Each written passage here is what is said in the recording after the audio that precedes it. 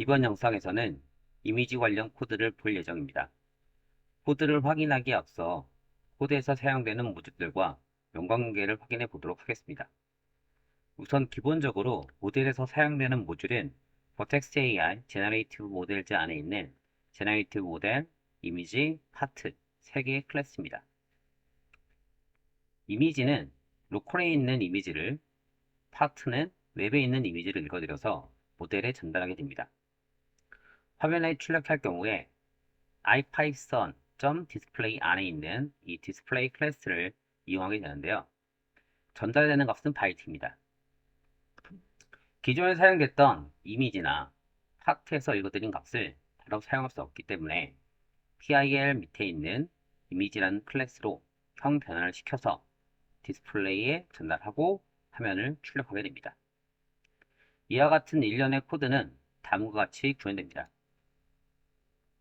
우선 기존에 사용됐던 코드는 유사하게 사용되고 있습니다. 간단하게 사용할 AI 플랫폼 모듈을 설치하고요.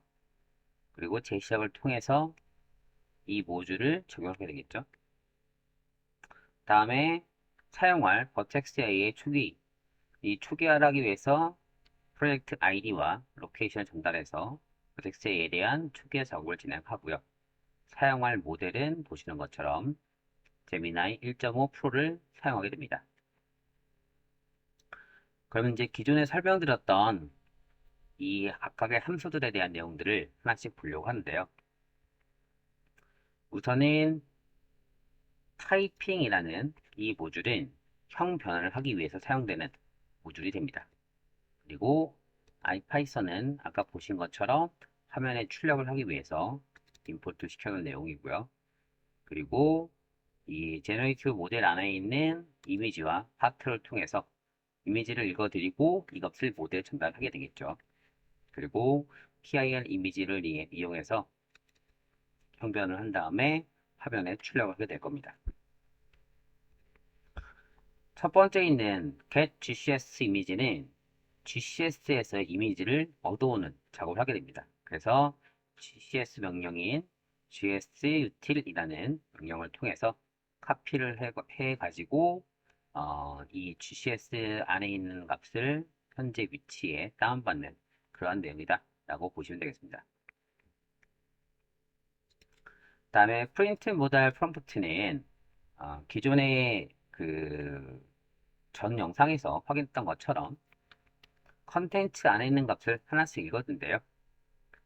이 컨텐츠 안에 있는 자유형 자체가 이미지냐 또는 파트냐에 따라서 출력되는 결과가 다르게 됩니다. 이미지일 경우는 로컬에 있는 값을 그대로 화면에 출력하면 되기 때문에 디스플레이 이미지라는 내용을 사용할 것이고요. 그리고 파트인 경우는 이 이미지를 로컬에 다운받아서 위에서 사용한 디스플레이 이미지를 그대로 사용할 예정입니다. 그리고 이러한 이미지가 아닌 경우는 일반적인 텍스트가 되기 때문에 텍스트 값을 화면에 출력하는 그러한 코드가 됩니다. 디스플레이 이미지에서는 넘겨지는 이미지의 값이 배열 형식으로 전달된다 라는 것들을 볼 수 있고요.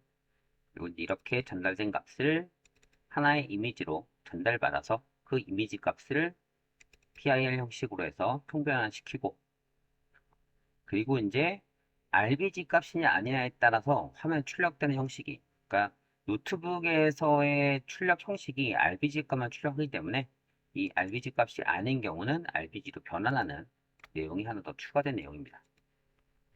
그리고 전체적으로 이제 크기를 확인해서 크기가 최대값 와이드 600, 헤이트 350 픽셀이 넘으면 이 값을 줄여서 최대값인 이 값에 맞추게끔 변환하는 작업을 하나 진행하고요. 그리고 디스플레이를 통해서 화면에 출력을 하게 됩니다. 다운로드 값은 일단 외부에서 다운로드를 할 것이기 때문에 형식을 GCS URI는 GS 어쩌고저쩌고 시작하게 됩니다. 그래서 gs://라는 값을 일단은 여기 있는 HTTP로 변환하는 작업을 진행합니다. 그래서 이 값으로 시작하는 값 gs://로 시작하는 값이면 앞에 http라는 값을 넣어주고요. 그리고 gs//는 리프레시를 통해서 제거를 하고, 그리고 빈 공간이 있으면 그 값을 웹 URL에 주소인 %20이라는 값을 넣어서 처리를 하게 됩니다. 이렇게 이제 URL을 변경한 다음에 저장할 이름은 다운로드 이미지라는 값으로 사용할 것이고요.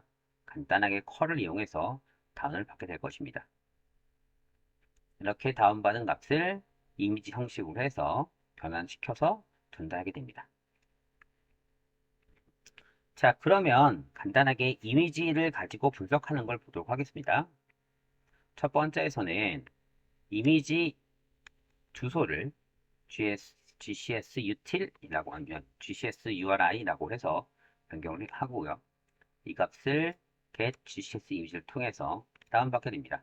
다운받은 이미지를 이미지 클래스를 이용해서 로드시키고 그 결과를 프롬프트와 함께 컨텐츠로 넘기게 됩니다. 이렇게 해서 이제 모델에 전달하면 그 결과는 아래 보시는 것처럼 이렇게 이미지가 화면에 출력되는 것이고, 그리고 결과는 현재 이미지가 어떤 내용인지를 설명해 달라고 했기 때문에 눈 속에 있는 고양이 사진입니다. 그리고 고양이는 어쩌고저쩌고 해서 결과가 출력되게 됩니다. 자, 이번에는 GCS URI를 파트를 통해서 접근하는 것을 보려고 합니다.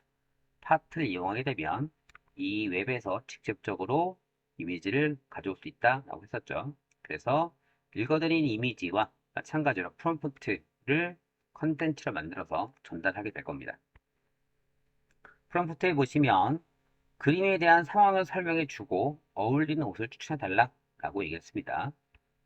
그래서 결과를 보시면 이렇게 이미지가 나오게 되고요.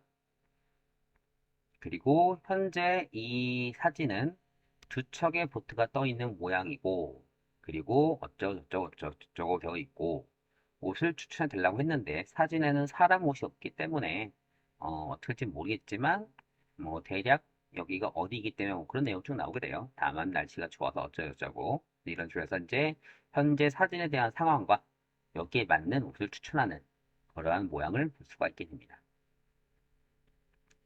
자, 마지막으로는 이 이미지를 직접 다운받아서 처리하는, 기존에는 그 스토리지에 있는 값을 다운받는 것이고요. 이거는 웹 URL을 통해서 다운받는 값을 변경해 봤습니다. 그래서 간단하게 다운로드 이미지를 통해서 이 이미지를 다운받고요. 다운받은 이미지와 프롬프트, 이번에는 그림에 있는 도시가 어딘지 찾아줘 라는 내용입니다. 그래서 마찬가지로 이 값을 전달하고 결과를 보시면 이렇게 아까 똑같이 보트 모양이네요. 이 보트가 있는 곳은 현재는 보스턴 시내의 찰스강 건너편으로 보입니다. 라고 해서 이 현재 상황을 그대로 설명해 주고 있습니다. 이렇게 이제 이미지를 통해서 이미지와 텍스트를 같이 분석할 수 있는 이런 것들을 멀티모달이라고 합니다. 이번 영상은 여기까지 진행하도록 하겠습니다. 고생하셨습니다.